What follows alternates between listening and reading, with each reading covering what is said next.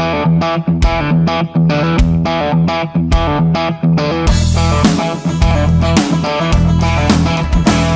for forhandlingerne omkring finansloven skal nu videre til noget helt andet. Uddannelsesinstitutionen Campus Vejle fratager nu elevernes gratis morgenmad om fredagen. Det er altså slut med varme rundstykker, pålæg, yoghurt og juice.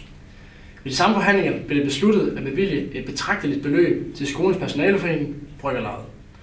De planlægger en studietur til et ølbryggeri i Belgien.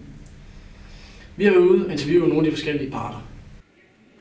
Altså, for det første er en af mine væsentligste opgaver, udover at sørge blandt andet for elevernes sundhed, og sikre, at mine medarbejdere har nogle gode forhold.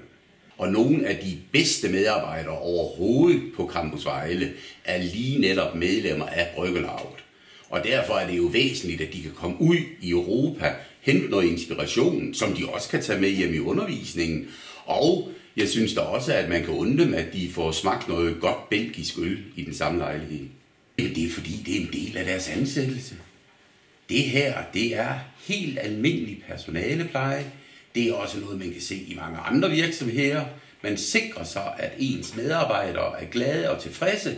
Har man glade, tilfredse medarbejdere, så har man også nogle medarbejdere, der er klar til at levere varen.